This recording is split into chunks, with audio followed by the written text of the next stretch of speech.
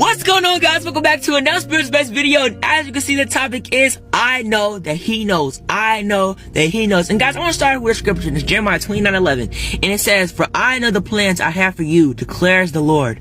Plans to prosper you and not to harm you. Plans to give you a hope and a future." To the person watching this video, to the person watching this little short TikTok, you may be going through a season of waiting. You may be going through a season of stressing and trying to figure out what the next part of your life, what's going to be the next decision, what's going to be the next part, the next door. What I'm telling you today, you got to know that God knows. You don't have to figure everything out. You don't have to try to maneuver or try to do certain things when God knows the plans he has for you. He said he has plans to prosper you and not to harm you. And I'm sure you've heard the saying about God being the writer of our story, God being the writer of our life. Well, guess what? Don't try to steal the pen from God. Don't try to steal the pen from the writer. God is writing your story. God has plans for you, favor, joy, and peace. Y'all have a great day. What's going on, guys? Welcome back to another spiritual space video. And as you can see, the topic is WWJD about anxiety. WWJD about anxiety. So you may be wondering, what does WWJD mean? Well, that means, what would Jesus do? You may have heard that before. What would Jesus do? And today I want to talk about what would Jesus do about anxiety. Because did you know that actually in the Bible, Jesus deals with a time of anxiety?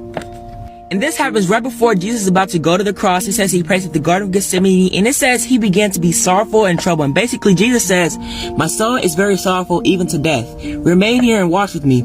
And going a little further, he fell on his face and prayed, saying, "My Father, if it be possible, let this cup pass from me. Nevertheless, not as I will, but as you will." So what did Jesus do when he felt anxiety or he felt sorrowful or trouble? He went to God. He prayed to God. You today, you can pray to God whenever you feel anxiety or fear. There's a scripture that says, cast all your anxiety on him because he cares for you. God cares about you, so cast all your anxiety on him. You have a great day. What's going on, guys? Welcome back to another spiritual-based video. And as you can see, the topic is Thanksgiving. Thanksgiving. Now, guys, as you may know, Thanksgiving is literally 4 days away. I know it went by so fast. 4 days away, which means it's time for this. You know how on Thanksgiving we stuff ourselves with turkey, we stuff ourselves with macaroni and cheese and sweet potato pie, all that, with butter and rolls, all those good stuff, right? Well, guess what? Guess what? We should stuff ourselves with the goodness of God. Whoever cooks for you, maybe your grandma, your uncle, your dad, your mom, your aunt, whoever cooks for you, you thank him for the wonderful flavors, right? Well, there's a scripture and it says, "Oh, taste and see that the Lord is good. Blessed is the one who trusteth in him." Thank God for his mercy, his goodness, and his joy that he gives to us. Just like we thank the cook for the big old turkey and the little side items, thank God for the big things in your life and also the little things. Happy Thanksgiving! What's going on, guys? Welcome back to another spiritual-based video. And as you can see, the topic is hurdling over the devil. Hurdling over the devil. So y'all, if you ever watch football, sometimes the running back jumps over the person trying to tackle him, just like this. And it's originally from track and field. You know, you'll see some people running jump over the hurdles. Well, sometimes in football, they jump over the players like this. Well, I thought about it and realized sometimes the devil himself will try to tackle us with fear, anxiety, temptation, anger, and things like that. However, you can jump over him. 1 Peter 5:8 says, "Be sober-minded, be watchful. Your adversary, the devil, prowls around like a roaring lion seeking someone to devour." So sometimes the enemy will try to roam around and tackle you and try to devour you like a lion today with fear and anxiety. But guess what? You got God's word to help you. God's strength in you will help you jump over or hurdle over the enemy's attack. You don't have to live in fear. You don't have to live in anxiety. God's got you. You have a great day.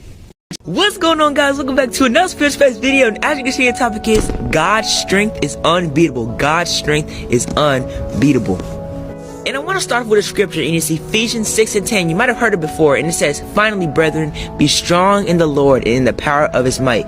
Finally, brethren, be strong in the Lord and in the power of his might. And like I said, you may have heard the scripture before, and it's a very short scripture, but it means actually a lot. And you know, in our life, there'll be times where we're fighting a fierce battle and fighting in our lives, and we're just tired, right? Our strength that we have, our strength that, you know, that we woke up with, it fades away, and we need to recover, right? Well, guess what? God's strength, God himself, he doesn't need to recover. He doesn't need a break. Even this dude right here, as strong as he may look, at the end of the day, he needs a rest. He needs to take a break.